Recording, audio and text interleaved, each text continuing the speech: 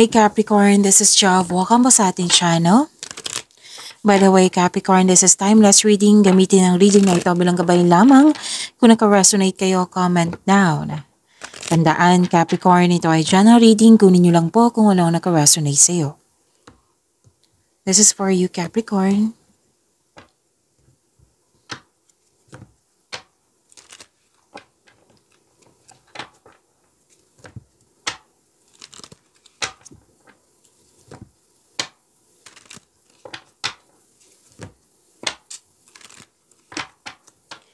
Para po ito sa iyo, Capricorn.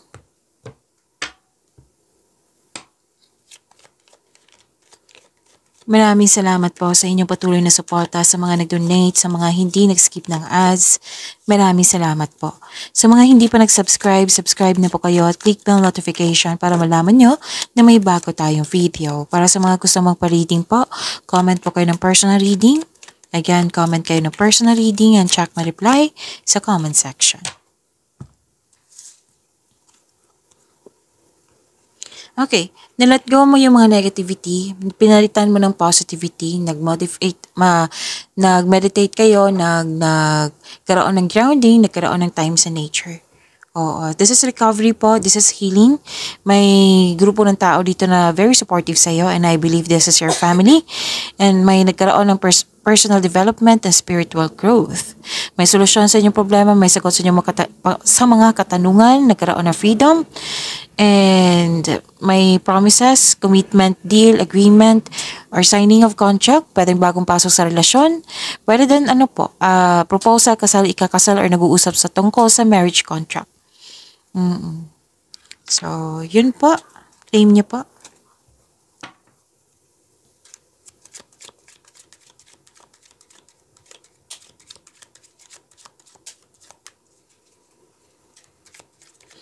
Energy ni Capricorn.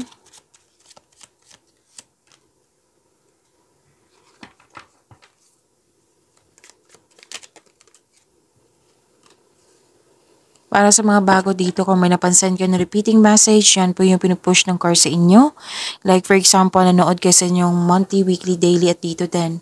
At may napansin kayo na repeating message, yan po yung pinupush ng card sa inyo na kailangan nyo bigyan ng atensyon, solusyon at aksyon kung maaari po. So na yung energy ni Capricorn. May nakita kong kompetisyon dito, rivalry or conflict po. Conflict sa bagay, sitwasyon, or sa tao. Pwedeng selos, inggit, oo. And mag-ingat kasi may nakita ko dito mapanilang na tao na malapit sa'yo. Pwedeng may away na ganap po. Pwede din na nag-decide ka dito na magpatayo ng bahay or structure. May annoying delays or may pangyayaring hindi mo control, so you need to slow down and pay attention to its details. Mag-focus kayo on one thing at a time. So, naiirita ka dito kung yung mga tanong ng tanong sa'yo, oo, na like for example, kailan ka ba mabubuntis? Kailan ba magkaroon ng anak? Kailan ba ang kasal? Kailan ba magjojowa? May mga ganyan ng tanong. Pwede din regarding din sa career and money. Basta po, naiirita ka. Oo. So, kung pwede po, umiwas din lang, mag-put ng space para hindi ka makaka-create ng blockages po.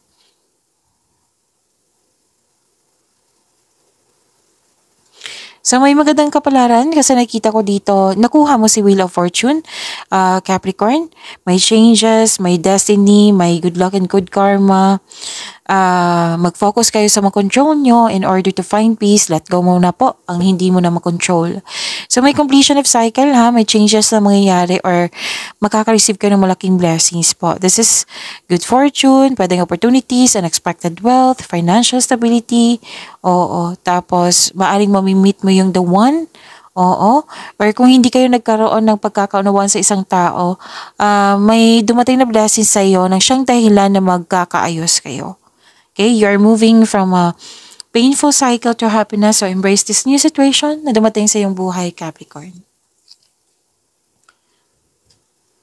So nakikita ko rin dito, kung gipit ka ngayon, may parating na pera. Kung jobless ka ngayon, may parating na job opportunity. Tapos nakikita ko rin dito na may parating na malaking pera po. So claim niyo po, ang ganda.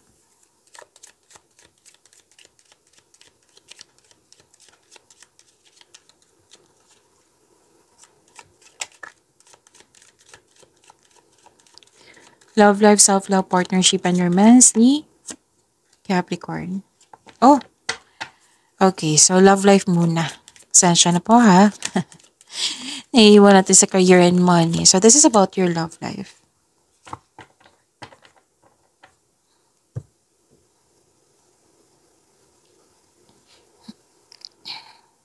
Nakikita ko dito na may masusunod na tradisyon like wedding bells, pwedeng pamunikan.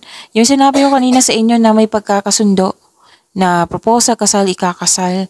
Basta po may tradisyon ng Pinoy na nasunod po. Single ka man, may relasyon sa buhay mag-asawa. Okay?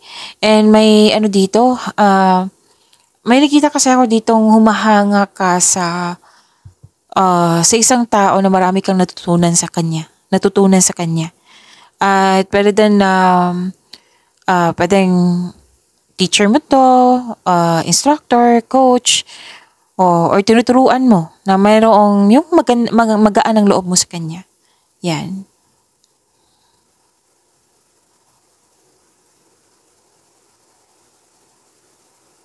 Makikita ko rin dito na nagkaroon po ng sa mga single dito, may maliligaw ka na very charming at passionate partner na very active kang suyuin. Oo. Tapos may mabilisang desisyon dito, like pumasok agad sa relasyon. So, this is, masyadong mabilis. Oo. Which is sinabi din dito, di ba? Bagong relasyon.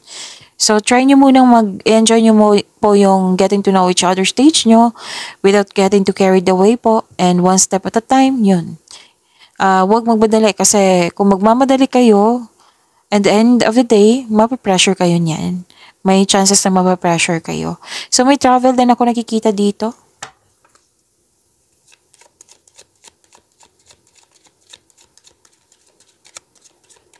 Career and money ni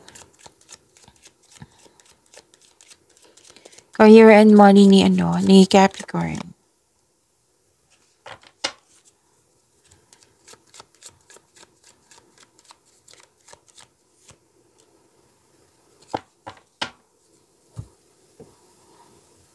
Malakas ang iyong intuition.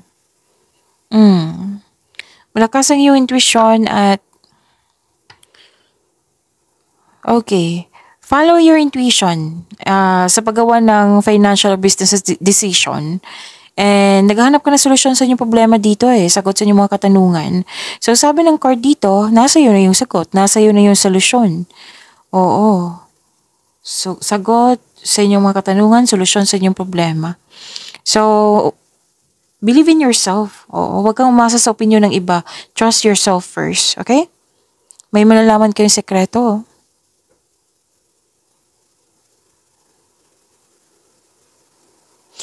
Nakikita ko rin dito na sana'y ma-overcome niyo po ito kasi may nakita ko dito, anxiety or stress, fear, doubt, hesitation ba, or overthinking. Oo, kasi worried at stressed dito sa kaperahan ba, sa trabaho ba, or sa connection mo sa isang tao. Magdudulot ito ng pagkawala ng tulog or focus. So, pwedeng stress, worried ka. So, kailangan, I believe this is sa isang tao, communication is the key. Maggawa kayo ng schedule para mag-usap kayo ng mahinahon. Okay? So, kung hindi mo kaya, then ask for help. Oo. Na may change, itong pangyayaring ito ay pansamantala lamang at lilipas din po ito.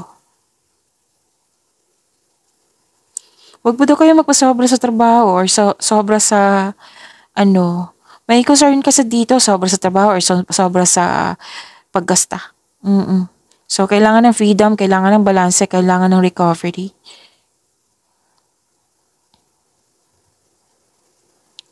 Nakita ko rin dito na nagkaroon po ng very supportive yung mga tao dyan. Lalo na yung mga boss mo, mentor, or life coach. Kasi makatulong talaga sila sa inyong, it will help move your career forward.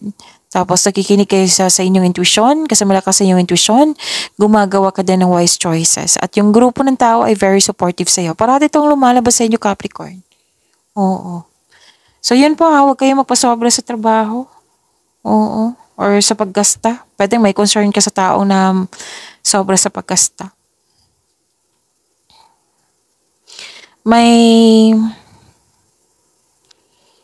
Okay, may parating na masaganang panimula sa workplace mo or sa negosyo. Mag-ingat sa paggawa ng plano para magtagumpay ito. Okay? Granted yung manifestation mo, may mabuting balita ukol sa bagay na papasukan, like yung job application, scholarship application, loan application, kung ano man yan. Basta po natanggap. Pwede din kakasimula mo lang sa negosyo, sa trabaho. Pag-iwanan niyo po yung blessings sa binigay sa inyo, Capricorn. See you tomorrow. Maraming salamat po.